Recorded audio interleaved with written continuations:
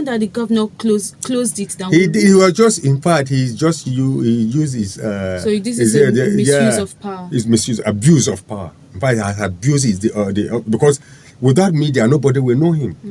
You understand? Anything he does, nobody. In fact, who will even know Niger without media? So that is what thing he failed to realize. Just that somebody who refused to recognize father and mother in the house. You understand?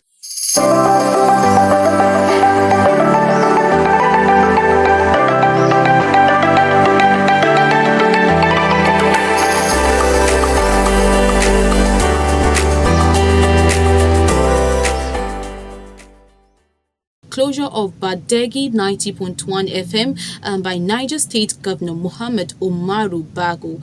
Now, the NGE, led by its president Eze Anaba and General Secretary Onwal Uke, called the closure a blatant attack on press freedom and democracy, reminding that only the Nigerian Broadcasting Commission, not state governors, can sanction broadcast licenses.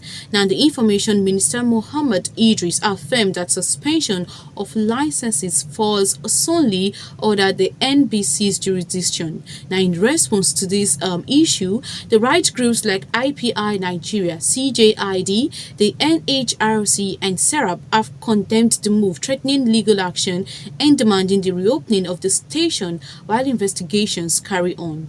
At present, the governor has not issued any public response to the condemnation as of today, the August 4th, 2025. So this is what we want to be talking about today. So, Mr. Mansour, let's kick the ground running. What do you have to say concerning this? Do you think the state governor really have the right to close down any media organization in a state? Even the NBC have no right. You understand? Because if you do that, you are only trying to suppress information. Okay. That's why the Freedom of Information Bill was even passed. What do you do in these circumstances?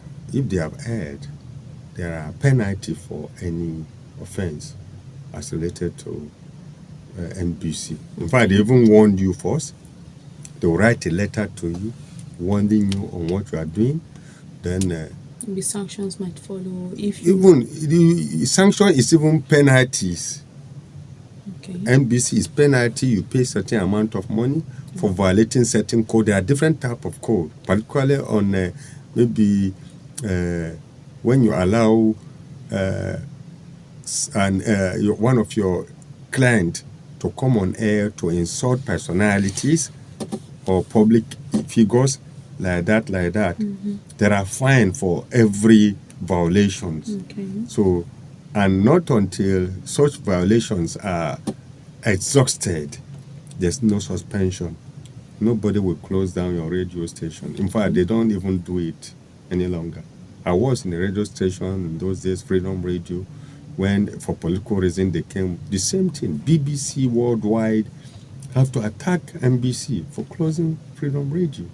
So that's to tell you how, imagine BBC in London checking, that's to tell you the magnanimity of yes. Okay, thank you very much, Mr. Mansour. Now, I don't know, since this issue or since this news came out as at yesterday, we see that just like we read, other groups, other right groups have come down to really condemn this move. But in all of this, what do you think about, how will I even put it, the state? Do you think this is leading to, I really don't know the reason why it closed down the station, but do you think this could lead to state censorship when it comes to media organizations? How do you mean censorship? They are already censorship organizations. Yeah, we know, but now that the governor closed it down, he was just, in fact, he used his. So this is a misuse of power. It's abuse of power. In fact, abuse is because without media, nobody will know him. You understand? Anything he does, nobody, in fact, who will even know Niger without media? So that is what thing he failed to realize. Just that somebody who refused to recognize father and mother in the house. You understand? Without father and mother, you are nobody. So that is media in the modern organization, in modern world setting. Without media, we are in darkness.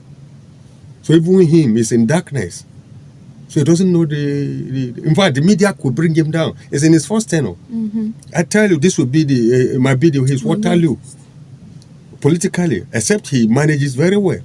But you don't touch media like that. And the war is not between the media in Niger State now or the NUG or any other this thing. It will be a worldwide, a global issue. So before he knows it, he has been brought down. Because all the things he's doing, whether good or bad, will be dug out. Because that's the media for you. No, but I know as a country, Nigeria, we know that that's allegedly there are people who keep talking about that there's the abuse of power. We know that, but now that if this other global let me not call it a conglomerate, what if this global this becomes a global affairs, and then even if all of these are dug out and all of that, what if the Nigeria society does not still act right on it? It's not the Nigerian society. Already the minister has said it. Nobody has right to withdraw the license of any media station. Already IP have said it, international press. So what are we talking about? He just, I think, he just being mischievous and uncoordinated because you don't fight with the media. Like I told you, if you don't manage it very well and do this might be the end of his tenure as a governor. Okay, thank you very much, Mr. Mansour, for that. Now, in a democracy, we know that media independence isn't just ideal, it is constitutional. Now, Section 39 of the Nigerian Constitution and even the Article 9 of the African Charter safeguard the freedoms of expression and press. Now, the GAS statement emphasized that closing a radio station without due process mirrors tactics from Nigeria's authoritarian past, not even its democratic present. Now, Mr. Mansour, how can we really ensure that constitutional freedoms, they are not undermined by executive orders at the state level? And that is where we have the judiciary. Okay. The owners of this will quickly go to court now and seek court injunction. Does the governor has right? You understand? That is where we have the three arms of government. Who is an executive, he has used the executive fiat, now the judiciary will hammer him. So if he refuses to revert his decision, definitely the court will make him revert it automatically. And the other thing you are talking about, it has been traditional in Nigeria. Those are the olden days tradition during the military era, where the press was suppressed. But you could know, as you are aware, there's no nation as free as Nigeria in terms of press freedom as today. Even the freedom of information bill, even though there are some aspects of information are being hidden, but almost all the information needed by the public is being brought out within a press of a button. That is what the situation we have found ourselves now.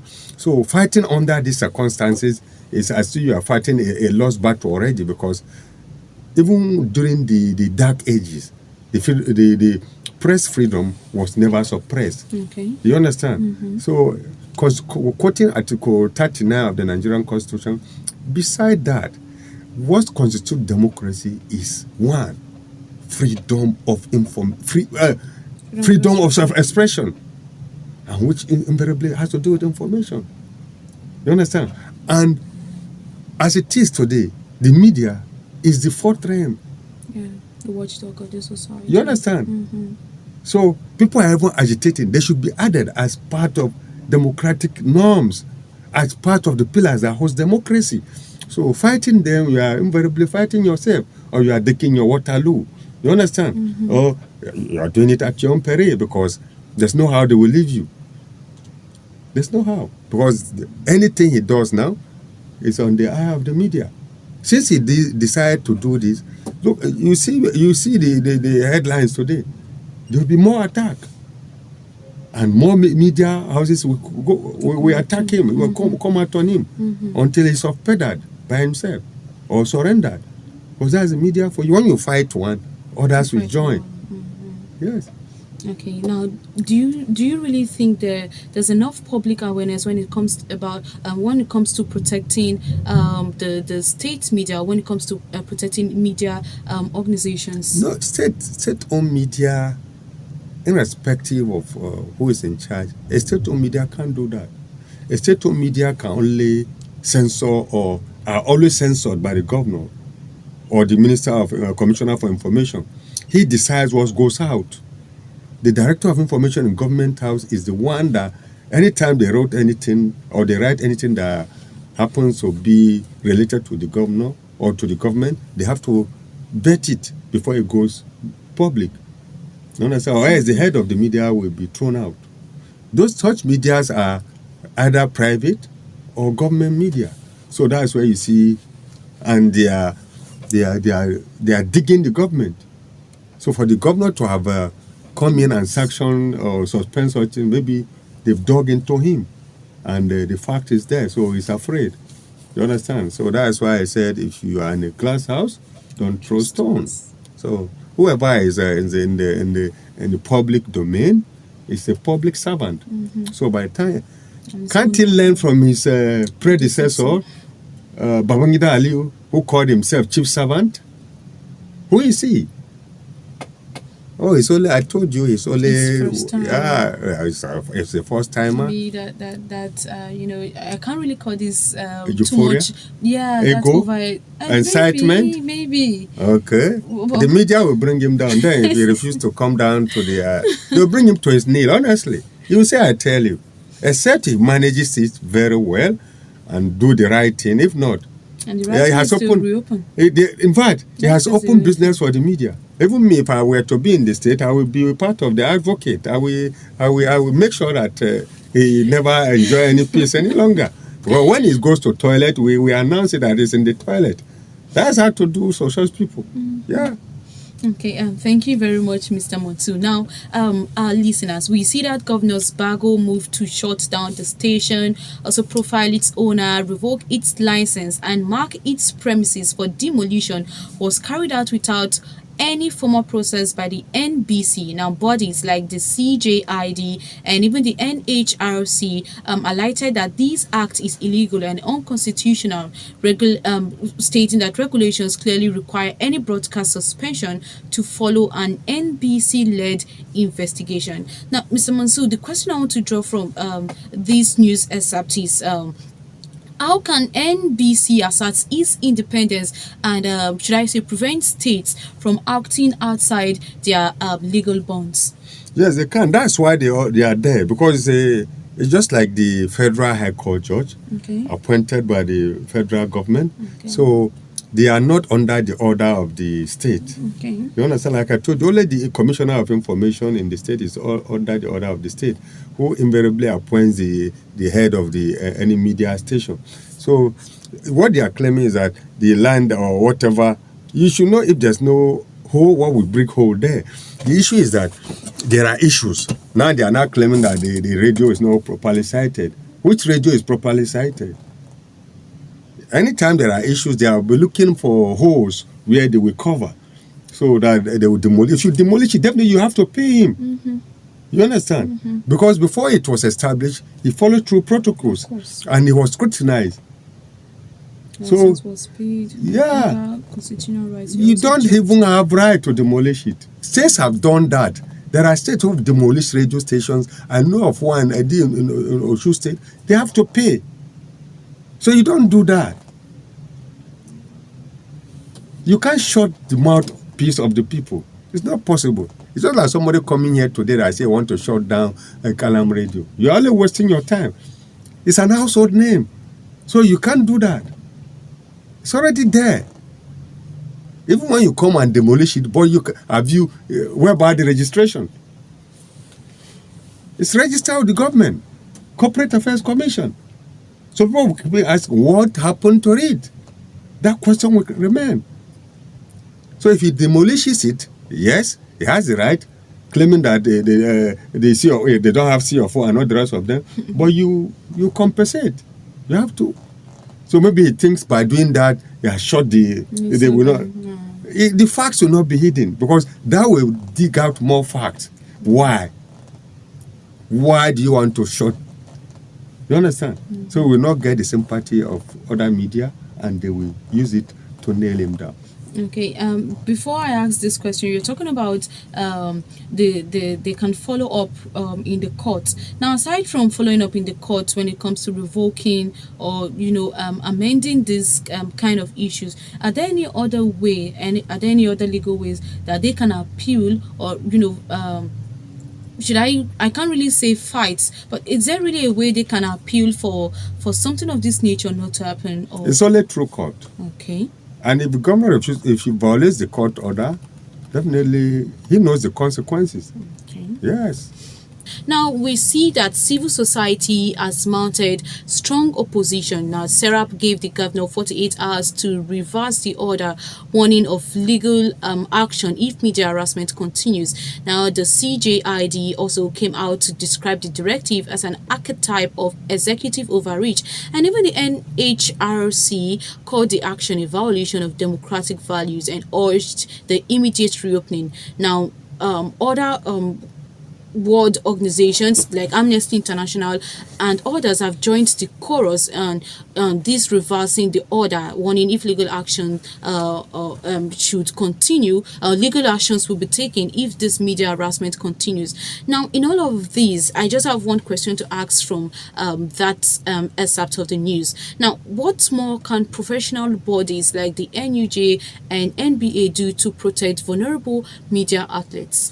They will continue to mount pressure. Like you see, the Guild of Editors is an amalgam of editors of